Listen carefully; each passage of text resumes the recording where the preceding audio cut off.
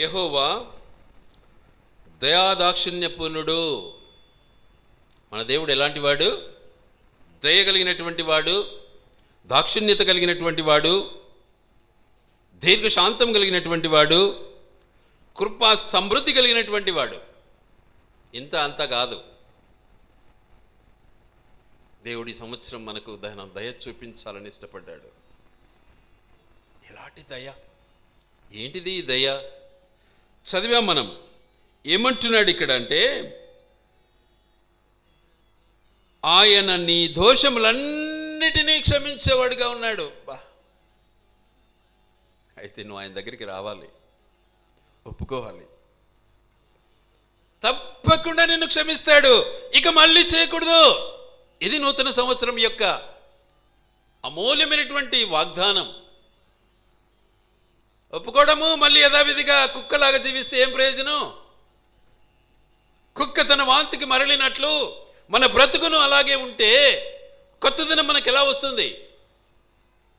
కానీ మన దేవుడు దయాదాక్షిణ్యపూర్ణుడు, మన దేవుడు దీర్ఘశాంతుడు, కృపా సమృద్ధి కలిగినటువంటి వాడు, సంపూర్ణుడు, కొరత లేనివాడు.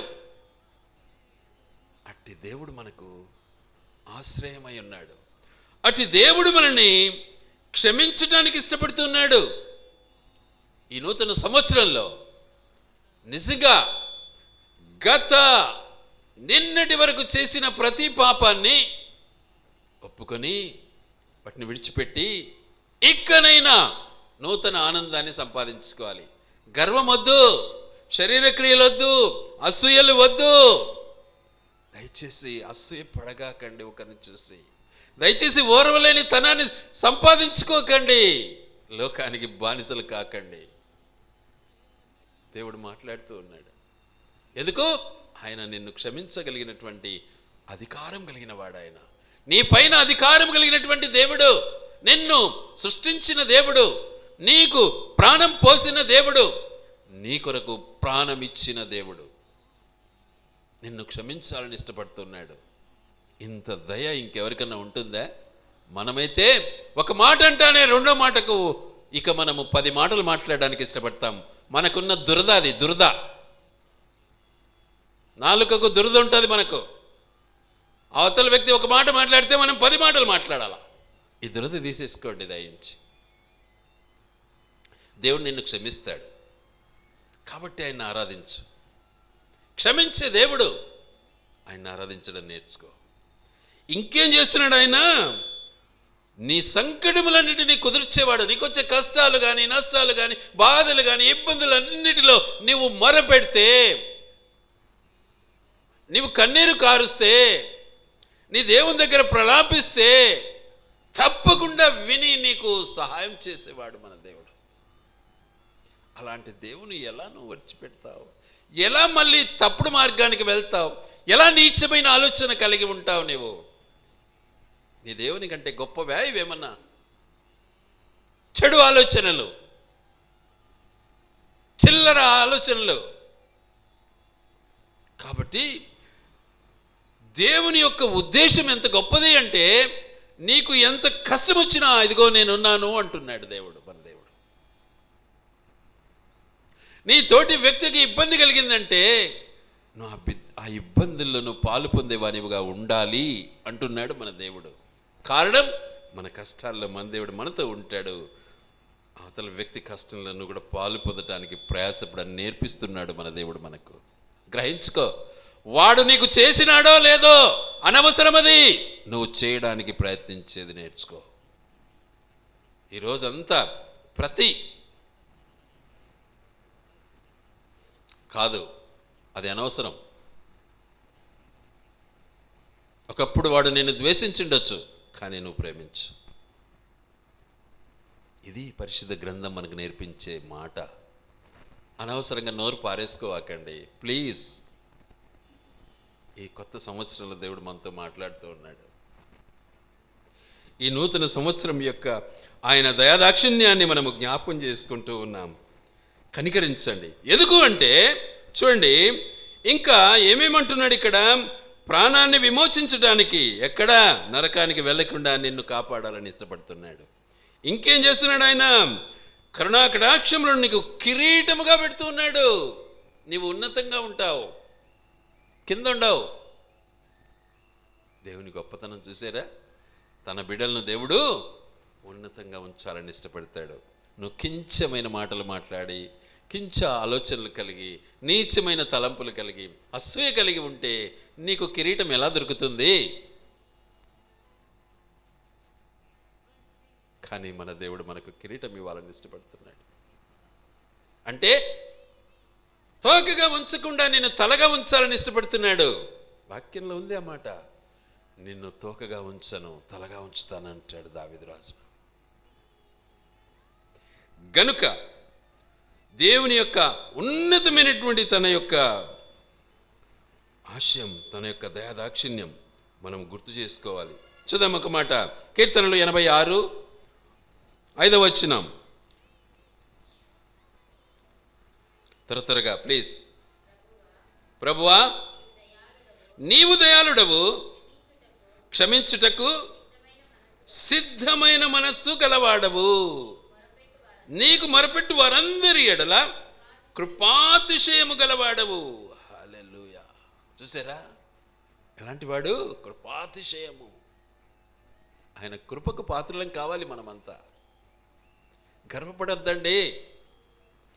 డబ్బు నిన్ను చేర్చదు, డబ్బు నీకు మోక్షం ఇవ్వదు, డబ్బు నిన్ను పరలోకం చేర్చదు, నీ అందచందాలు నిన్ను పరలోకం చేర్చదు, నీ అతిశయము నిన్ను పరలోకం చేర్చదు. ప్రభు దగ్గర తగ్గించుకో, ఆయన నిన్ను హెచ్చిస్తాడు. గనుక ఆయన మనకిచ్చినటువంటి గొప్ప ఆధిక్యతను మనం మర్చిపోకూడదు. అందుకే సౌలుతో అంటాడు సమూయేలు ప్రవక్త గారు ఏమని? ఒకడు ఆజ్ఞను పాలించటం వలన ఉన్నటువంటి సంతోషము కంటే నీ ఇష్టాన్ని అనుభవించటం బట్టి దేవుడు సంతోషిస్తాడా? నెవర్. నీ ఇష్టం కోసం కాదు దేవుడు వచ్చింది, నిన్ను పుట్టించింది నీ ఇష్టం కోసం కాదు, ఆయన ఇష్టం కోసం. You are under him. మర్చిపోతాడు మానవుడు, మర్చిపోయి గర్వం పాటిస్తాడు. బైబిల్ కూడా చదువుతాడు, మళ్ళా ప్రార్థన కూడా చేస్తాడు, కానీ గర్వం పాటిస్తాడు. ఏంది నీ బతుకు? ఆలోచించుకో ఒకసారి. కాబట్టి తగ్గింపు. దేవుడు దయాళుడు. చూడండి 103 కీర్తనలో 17-18 వచనాలు జ్ఞాపం చేసుకుందాం ఒక్కసారి. ఆయన నిబంధనను గైకొనుచు ఆయన కట్టెలను అనుసరించి నడుచుకుని వారి మీద యెహోవాయందు భయభక్తులు గల వారి మీద ఆయన కృప యుగ యుగములు నిలుచును, ఆయన నీతికి వారికి పిల్ల పిల్ల తరములు ఉంటును. బా, ఎంత గొప్ప ఆశీర్వాదం అండి. ఎప్పుడు వస్తుంది మనకిది? మనం లోబడకుండా గర్వపడితే వస్తుందా? చాలా చక్కగా మాట్లాడుతున్నాడు. లోబడండి, చాలా చక్కగా మాట్లాడుతున్నాడు. ఆయన ఆజ్ఞను గైకొనండి, ఆయన ఇచ్చిన నిబంధనను గైకొనొచ్చు, ఆయన కట్టడలను అనుసరించండి. అప్పుడు ఏం చేస్తున్నాడు ఆయన? నీ పిల్లలు పిల్లల తరము ఆశీర్వాదం ఉంటుందండి. ప్రాక్టికల్గా చూసుకోండి మీరే, నేను చెప్పనక్కర్లా. ఇంకా నేనైతే గర్విస్తా ప్రభునందు. ఎంతోమంది నాతోటిల్లో చాలామంది ఉన్నారు, ఏడుస్తూ ఉన్నారు. ఇదే సాక్ష్యం. మన దేవుడు అలాంటి వాడు. అలాంటి దేవుని నువ్వు ఆరాధించలేవా? అలాంటి దేవుని స్తుతించలేవా? ఎన్ని మేలు చేసే దేవుని నువ్వు ఎలా మర్చిపోతావు?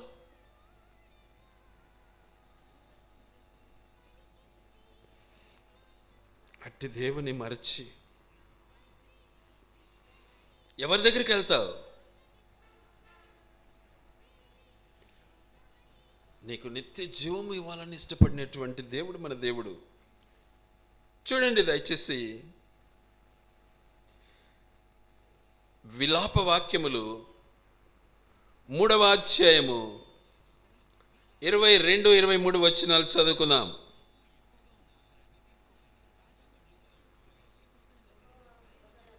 యెహోవా కృపగలవాడు, ఆయన వాత్సల్యత ఎడతెగక నిత్యము ఎడతెగక నిలుచున్నది. గనుక మనము నిర్మూలము కాకున్న వారము అనుదినము నూతనముగా ఆయనకు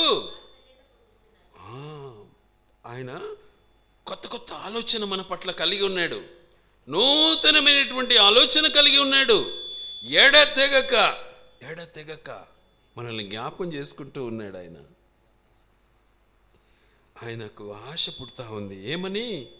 ఏమని నా బిడ్డలను జ్ఞానవంతులుగా చేయాలని, ఏమని నా బిడ్డలకు నా కృపను ఆపాదించాలని, ఏమని ఎల్లప్పుడూ నా బిడ్డలు నిర్మూలం కాకూడదని కృపను కుమ్మరించేవాడుగా ఉన్నాడు. అట్టి దేవుని ఆరాధించలేవా? ఎంత దౌర్భాగ్య పరిస్థితి నీది. ఎలా మర్చిపోతావు? డబ్బు జ్ఞాపకం ఉంటుందే, వాడు ఆ రోజు తిట్టిన తిట్టు జ్ఞాపకం ఉంటుందే, వాడు ఆ రోజు చేసిన పని జ్ఞాపకం ఉంటుందే, ఇంకొకని మాట జ్ఞాపకం ఉంటుందే, నీ దేవుని మాట నీకు జ్ఞాపకం లేదు, నీ దేవుడు నీకు జ్ఞాపకం లేడు. ఆలోచించుకో, ఎంత దౌర్భాగ్య పరిస్థితి మనది. కాబట్టి దేవుడు మనకిచ్చినటువంటి గొప్ప ఆధిక్యతను మనం మర్చిపోకూడదు. ఎందుకంటే ఆయన దయా సంపూర్ణుడు. దేవుని దయ ఎలా ఉంటుంది చూద్దామా? చూడండి ఒక్కసారి ఎన్నికొద్దాం. ఆదికాండము 18. ఆదికాండము 18.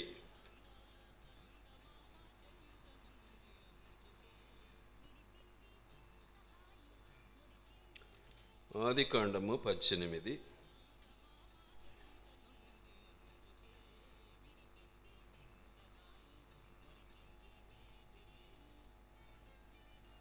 ముందు 26వ వచనం చదువుకుందాం.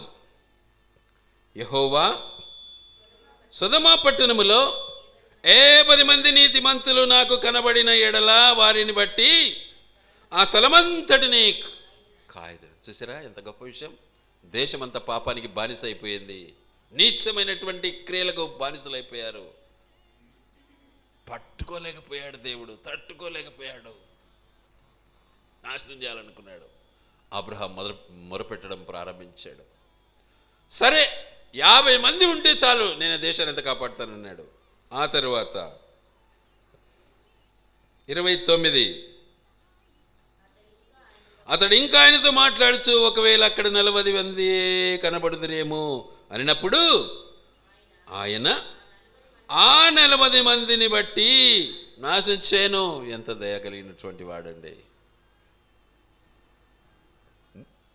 ఆ తర్వాత ఇంకేమంటాడు?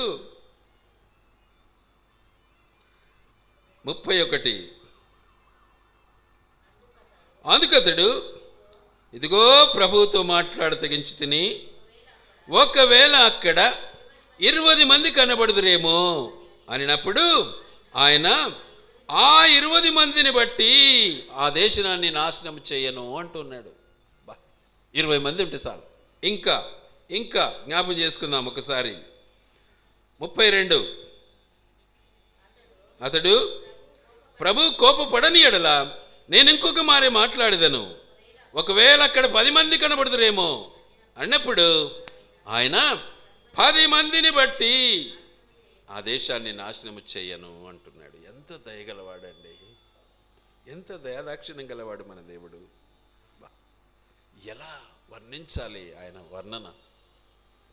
నిన్ను కూడా క్షమించేవాడు. అందులో నువ్వు ఉంటే నిన్ను కూడా క్షమిస్తాడు. లేదు నువ్వు పాపము కడుక్కున్నావు ప్రభు రక్తంలో, ధన్యునివి. కాబట్టి అలాంటి దయగలిగినటువంటి మన దేవుని మనము ఆరాధిస్తాం, పూజిస్తాం, గణపరుస్తాం, స్తుతి చెల్లిస్తాం. దేవుడి మాటలు ఆయన వినికిడిలో దీవించి ఆశీర్వదించునుగాక.